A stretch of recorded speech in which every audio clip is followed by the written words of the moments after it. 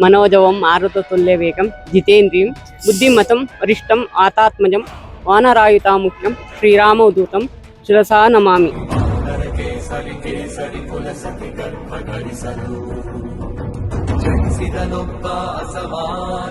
ತಿರುಮಲಾಪುರದ ಆಂಜನೇಯ ಸ್ವಾಮಿ ದೇವಸ್ಥಾನವು ಇತಿಹಾಸ ಪ್ರಸಿದ್ಧವಾಗಿದೆ.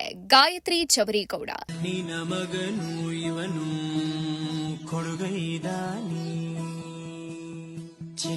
ರಾಮನ ನೆನೆದರೆ ಹನುಮನಿಗೆ ಪ್ರಾಣ, ಹನುಮನ ನೆನೆದರೆ ರಾಮನ ಪ್ರಾಣ, ಅವನಿಲ್ಲದಿದ್ರೆ ನಾವೇನೂ ಇಲ್ಲ. ತಿರುಮಲಾಪುರದ ಆಂಜನೇಯ ಸ್ವಾಮಿ ದೇವಸ್ಥಾನವು ಇತಿಹಾಸ ಪ್ರಸಿದ್ಧವಾಗಿದ್ದು, ಪವನಪುತ್ರ ಹನುಮಂತನ ಕೃಪೆ ಸದಾ ನಿಮ್ಮ ಮೇಲಿರಲಿ.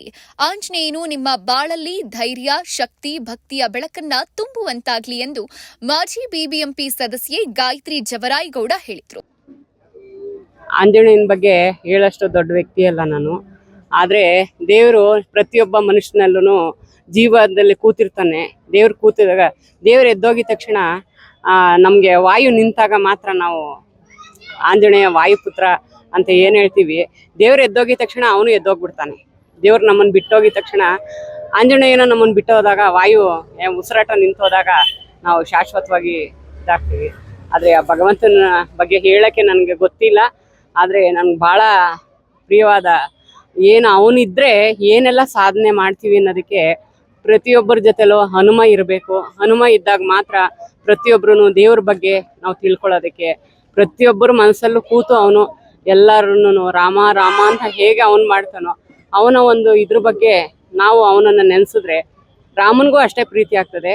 ರಾಮನ ನೆನೆಸಿದ್ರೆ ಹನುಮನಿಗೂ ಪ್ರೀತಿ ಆಗ್ತದೆ. ಹನುಮನ ಬಿಟ್ಟು ಹೆಂಗೆ ಜೀವ ಪ್ರಾಣ ಎರಡು ಒಂದೇ, ಜೀವಾತ್ಮ ಎರಡರಲ್ಲೂ ಭಗವಂತ ಇದ್ದೇ ಇರ್ತಾನೆ. ಹಾಗೆಯೇ ಹನುಮನು ಅಷ್ಟೇ, ದೇವರೆಲ್ಲಿರ್ತಾನೋ ಹನುಮ ಅಲ್ಲಿರ್ತಾನೆ, ರಾಮ ಎಲ್ಲಿರ್ತಾನೋ ಹನುಮ ಅಲ್ಲಿರ್ತಾನೆ. ಇಷ್ಟೇ ಗೊತ್ತಿರೋದು. ಹನುಮ ಎಲ್ಲಿರ್ತಾನೋ ರಾಮನೂ ಅಲ್ಲಿರ್ತಾನೆ, ರಾಮ ಎಲ್ಲಿರ್ತಾನೋ ಹನುಮನೂ ಆಗಿರ್ತಾನೆ.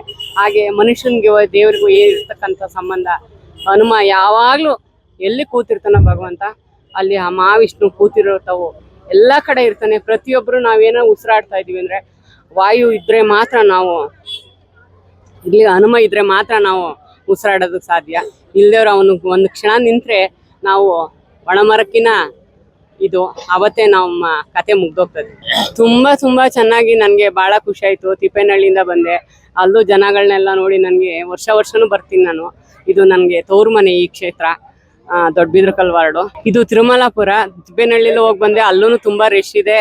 ಇಲ್ಲೂ ನಮ್ಮ ತಿರುಮಲಾಪುರದಲ್ಲಿ ನಮ್ಮ ವಿಜಯಣ್ಣ ಅವರು ಕಾರ್ಯಕ್ರಮ ಮಾಡಿದ್ದಾರೆ. ನನಗೆ ಭಾಳ ಜನಗಳನ್ನ ನೋಡಿ ಇಷ್ಟು ಚೆನ್ನಾಗಿ ನನ್ನ ವಾರ್ಡ್ ಬೆಳೀತಾ ಇದೆಯಲ್ಲ, ನನ್ನ ತವ್ರ ಮನೆ ಬೆಳೀತಾ ಇದೆಯಲ್ಲ ಅಂತ ನನಗೆ ಬಹಳ ಖುಷಿ ಆಗ್ತಿದೆ. ಎಲ್ಲ ನನ್ನ ಅಣ್ಣ ತಮ್ಮಂದಿರಿಗೆ, ಅಕ್ಕ ತಂಗಿಯರಿಗೆ, ಎಲ್ಲ ನನ್ನ ತಂದೆ ತಾಯಿಗಳಿಗೆ, ನನ್ನ ಮಕ್ಕಳಿಗೆ, ಮೊಮ್ಮಕ್ಕಳಿಗೆ ಎಲ್ಲರಿಗೂ ಭಗವಂತ ಯಾವಾಗಲೂ ಎಲ್ಲರ ಜೊತೆಯಲ್ಲೂ ಹನುಮ ಇದ್ದು ಎಲ್ಲರ ಅವರ ಒಳ್ಳೊಳ್ಳೆ ಕಾರ್ಯದಲ್ಲಿ ಸಿದ್ಧಿ ಮಾಡಲಿ ಅಂತ ನಾನು ಈ ಸಿದ್ಧಿ ಆಂಜನೇಯ, ಸಂಜೀವಿನಿ ಆಂಜನೇಯ ಎಲ್ಲರೂ ಆಶೀರ್ವಾದ ಮಾಡಿಸ್ಲಿ. ತಿರುಮಲಾಪುರದ ಶ್ರೀ ವೀರಾಂಜನೇಯ ಸ್ವಾಮಿ ದೇವಾಲಯದಲ್ಲಿ ಜೆಡಿಎಸ್ ಯುವ ಮುಖಂಡರಾದ ವಿಜಯ್ ನೇತೃತ್ವದಲ್ಲಿ ಹನುಮ ಜಯಂತಿಯ ಅಂಗವಾಗಿ ಹಮ್ಮಿಕೊಂಡಿದ್ದ ದಶಸಹಸ್ರ ದೀಪೋತ್ಸವ ಹಾಗೂ ಅನ್ನ ಸಂತರ್ಪಣೆ ಕಾರ್ಯಕ್ರಮದಲ್ಲಿ ಭಾಗಿಯಾಗಿ ಆಂಜನೇಯನ ದರ್ಶನ ಪಡೆದು ಅವರು ಮಾತನಾಡಿದರು.